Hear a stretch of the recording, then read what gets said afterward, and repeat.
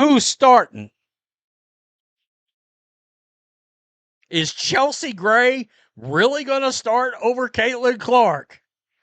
Question mark. Are we about to see that old school WNBA bias? And that is where this story gets interesting. Caitlin Clark is officially on Team USA, but making the roster only kills one controversy.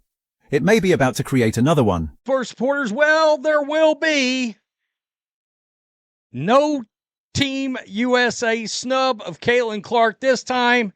She has made the roster for Team USA. Those jerseys are going to sell, at record pace.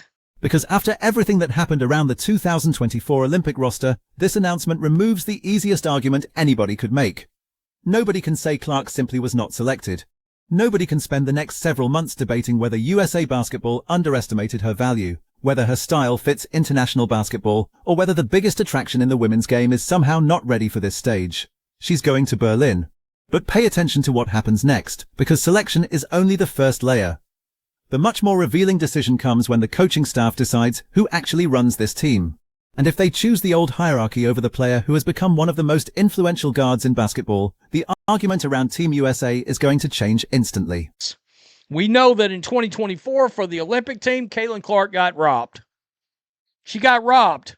And she got robbed for the dinosaur known as Diana Taurasi, who played very little minutes in games and in some cases didn't even play in the game.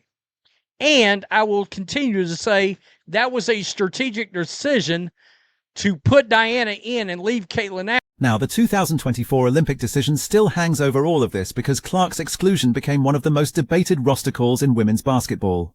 The United States still won gold, so this is not an argument that the team failed competitively. They didn't. The veterans accomplished the mission. The argument was about opportunity, timing, and whether USA Basketball understood what Clark represented beyond one tournament. Diana Taurasi was chasing another Olympic appearance.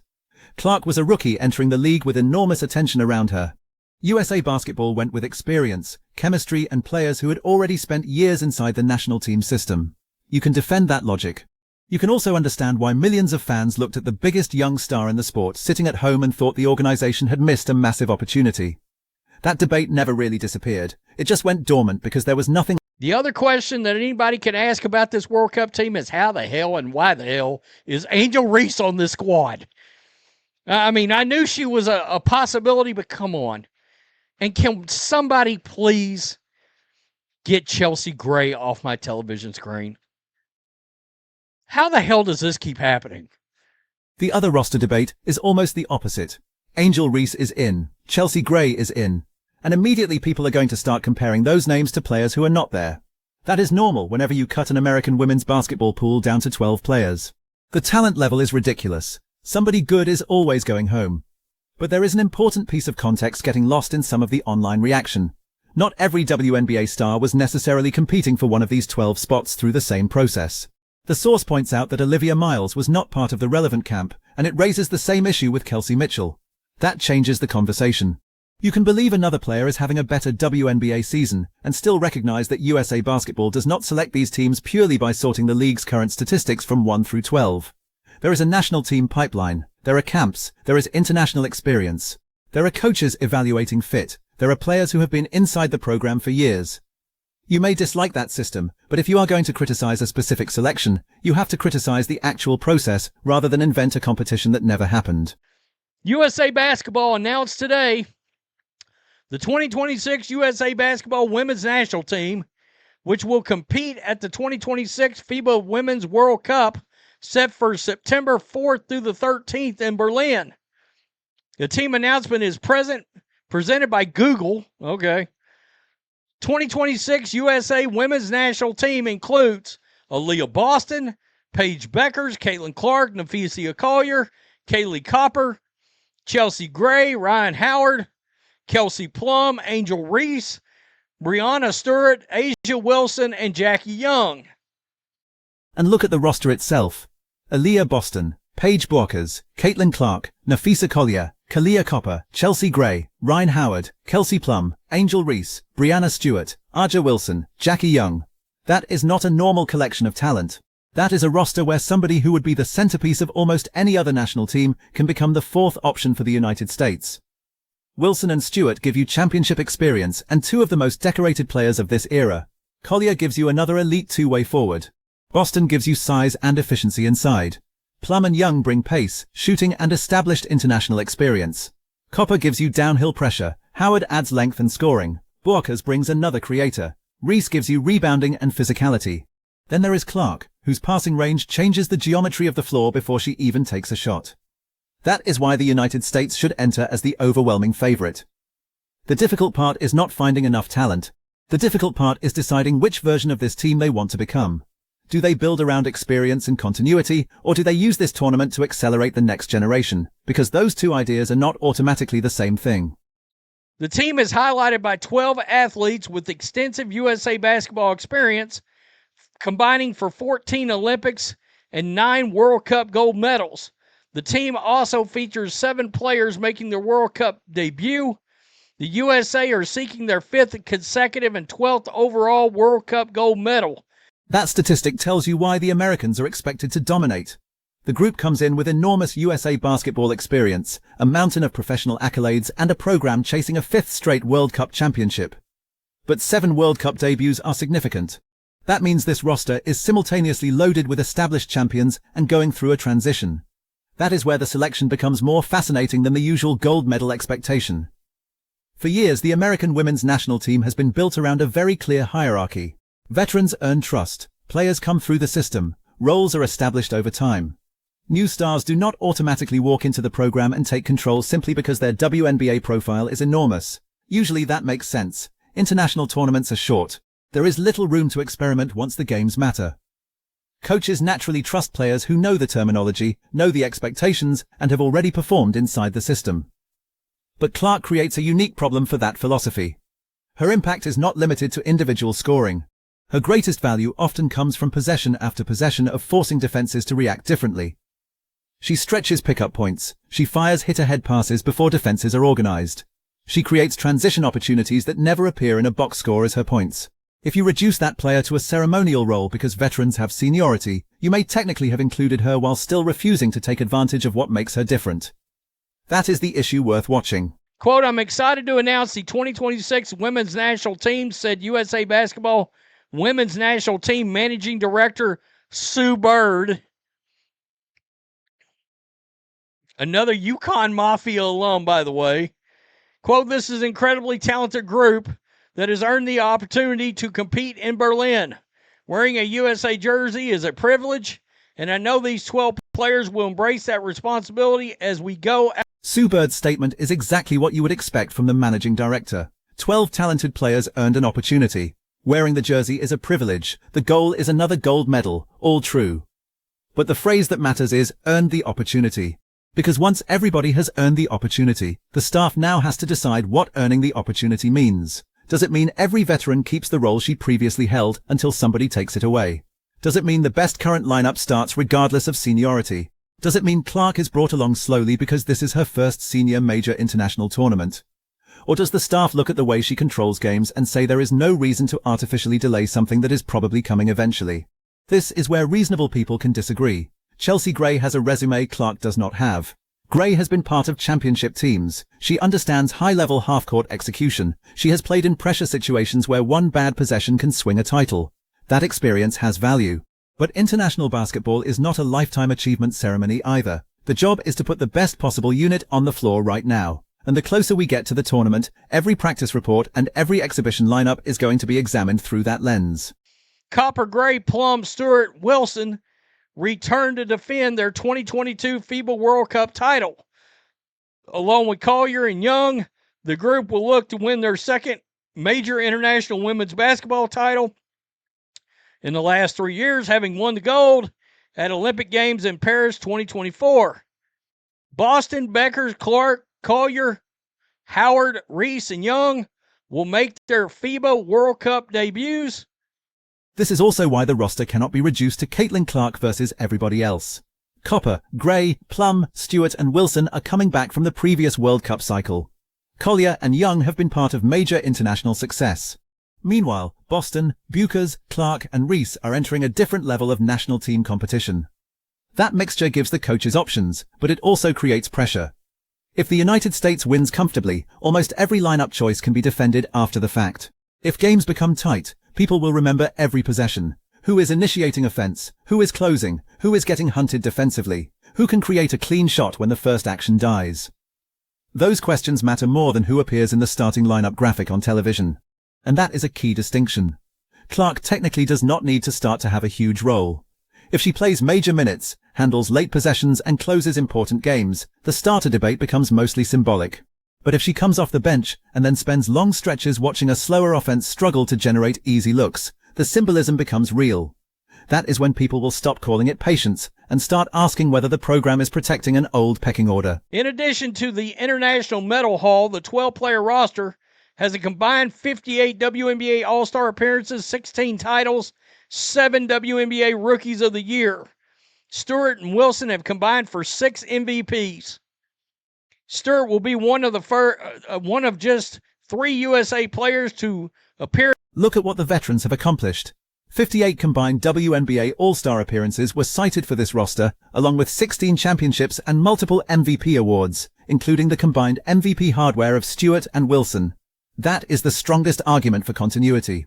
This is not a group of washed-up names being protected from competition. The veteran core has earned credibility by winning almost everything available to win, and if you are coaching Team USA, you are not trying to win an argument on social media, you are trying to win a tournament. So the coaching staff has to answer a basketball question, not a popularity question. What combination gives the United States the greatest advantage? Maybe the answer is Gray starting because the staff likes her control in the half court. Maybe Clark becomes the first guard off the bench and detonates the pace against second units. Maybe they play together. That possibility should not be ignored. Clark does not have to replace Gray possession for possession. You can put multiple creators on the floor. You can use Clark's gravity off the ball, let Gray organize certain actions and force defenses to choose which playmaker they want to pressure. With Wilson or Stewart screening, that becomes a nightmare to guard. So this does not need to become a fake choice between respecting veterans and embracing Clark. The best coaches find a way to weaponize both. Boston, Beckers, Clark, Collier, Howard, Plum, Stewart, Wilson won gold medals with USA Basketball at the FIBA junior competitions earlier in their careers. Goes on to talk about that A'ja Wilson won the MVP in 2022 for the World Cup. Plum and Stewart averaged 15.8 and 12.8 respectively. And the junior national team history gives this roster another layer. Several of these players have already won gold in USA basketball programs earlier in their careers. That means the organization is not simply assembling 12 strangers because their WNBA numbers look good. There is institutional memory here. That matters because international basketball can look simple from the outside when the United States is winning by 20 or 30. But dominant talent can hide how important role definition becomes once you face another elite team that is disciplined, physical, and comfortable playing together. Everybody on this roster is used to being important. Not everybody can have the ball. Not everybody can take 15 shots. Not everybody can close. Somebody who averages 20 in the WNBA might take 5 shots in Berlin and still play exactly the role Team USA needs. That is where personalities, coaching, and buy-in become part of the story. Clark will have to adjust too. The American team does not need her to recreate every Indiana possession. She will be surrounded by stars who can punish defensive attention immediately. If she accepts that and plays quickly, the roster could unlock an even more dangerous version of her game because she will not have to manufacture everything herself. One trap, one rotation, one pass, and suddenly Wilson, Stewart, or Collier has an advantage. That is the basketball upside sitting underneath all the controversy. At the World Cup, the USA national team head coach, Kara Lawson, Duke University, will be assisted by Natalie Nikoska. Are they going to let some guys compete? I mean, I'm just keeping it real. Nate Tibbetts and Stephanie White will be on the coaching staff. Then you get to the coaching staff, and this is where the lineup question becomes more than speculation. Kara Lawson is the head coach. Natalie Nakase, Nate Tibbetts, and Stephanie White are listed as assistants. Stephanie White obviously knows Clark's game intimately from coaching her in Indiana. That matters because one of the biggest challenges for any national team staff is understanding how to use a player without months of trial and error. White already knows where Clark likes the ball. She knows the actions that create her best reads. She knows how defenses try to pressure her. She knows when Clark is most dangerous pushing before the defense gets set. That does not mean White decides the lineup. She doesn't, but it does mean the staff has somebody in the room who can explain exactly what they are gaining or sacrificing depending on Clark's role. So if the United States decides to use her aggressively, there is a clear basketball explanation for it. And if the team decides to limit her role, people are going to want an equally clear explanation for that too. Interesting. Quote, it's great to have a team and to have a roster, Lawson said. It's a long process to whittle down to 12 players, and I think that speaks just to the talent we have in our country across the board. Lawson said it herself. Cutting this talent pool to 12 players is a long process. That should also remind everybody that Team USA does not have the luxury of giving everyone an equal share just to keep the conversation peaceful. There will be unhappy fan bases. There will be players who think they deserved more. There will be stretches when a star disappears from the offense because another matchup makes more sense. The question is whether those choices follow performance or reputation. That is the standard the staff should be judged by. If Chelsea Gray is clearly controlling games, creating great possessions and defending her position well, then playing her is not old guard bias, it is coaching. If Clark is clearly changing the pace, generating better shots and forcing defenses into panic rotations, then keeping her on the bench because of seniority would be much harder to justify. The same standard applies to Reese, Boston, Buchers and every other first-time World Cup player. Do not hand anybody minutes because of hype. Do not deny anybody minutes because of hierarchy. Make the competition real. Who's starting? Is Chelsea Gray really going to start over Caitlin Clark? Question mark. Are we about to see that old school WNBA bias, the old guard, when they put a Volkswagen Bug in Chelsea Gray on the court, in and out of the shop to get worked on, over a Ferrari? And now we arrive at the real payoff. The controversy is not that Caitlin Clark made Team USA. At this point, based on the announcement, that part is settled. The controversy will be what USA Basketball does after finally bringing her inside the senior national team. Because Clark represents something larger than one roster decision. She represents a shift in women's basketball that happened incredibly fast. The audience changed, the media attention changed, the economic stakes changed, the way defenses guard 30 feet from the basket changed. And institutions are usually slower to change than the sport happening around them. That does not mean there is some secret conspiracy if a veteran starts the first game. Basketball teams are allowed to value experience, but there is a difference between experience influencing a decision and experience controlling a decision. If Gray is the better option in a specific matchup, play Gray. If Clark is the better option, play Clark. If the best answer is both, use both. What would create a genuine controversy is seeing the evidence point one direction while the rotation stubbornly stays somewhere else. That is why the first few games will be fascinating even if the scoreboard becomes a blowout. Watch who begins each half. Watch who handles after timeouts. Watch who is trusted when an opponent makes a run. Watch who closes the second quarter and fourth quarter. Those possessions tell you far more about a player's standing than the ceremonial starting announcement. And if Clark consistently finishes games with the core stars, then any outrage about not starting becomes much weaker. But if she is treated like an attraction instead of a central basketball weapon, that criticism is going to become impossible for USA Basketball to avoid. That's going to be the next big question, is who starts for Team USA? Because if Caitlin Clark doesn't, oh shit, that's going to be a controversy. Tell me what you think. Hit subscribe. Peace. So now the stage is set. Clark gets the major international opportunity that so many people wanted to see 2 years earlier. Boston and Buchers join her in making the jump into this level of senior competition. Reese gets her chance. Wilson and Stewart remain the championship foundation. And Lawson has a roster talented enough that anything short of gold will be viewed as a massive disappointment. But the gold medal is almost the expected part. The more revealing story is how this program manages the transition between generations while trying to win at the same time. USA Basketball has spent years rewarding continuity, and there are good reasons for that. Continuity built one of the most dominant programs in sports. Yet continuity cannot become immunity from competition. Eventually every dominant era changes. New guards take over. New stars become the center of the offense. New styles force coaches to rethink what worked before. Clark does not need special treatment because she sells jerseys or brings television viewers. She also should not receive reduced responsibility merely because other players arrived first. Give the basketball answer. That is all people should demand. If Chelsea Gray outplays her, let Gray run the team and make Clark earn more. If Clark proves she gives this roster a dimension nobody else can reproduce, then hand her the ball and stop worrying about how long somebody has been in the program. Because with Wilson, Stewart, Collier, Boston, Plum, Young, Copper, Howard, Buchers, Reese, Gray and Clark available, this coaching staff has almost no talent excuse available to it. Their biggest challenge is choosing correctly. And that brings us to the choice everybody watching is going to have to make.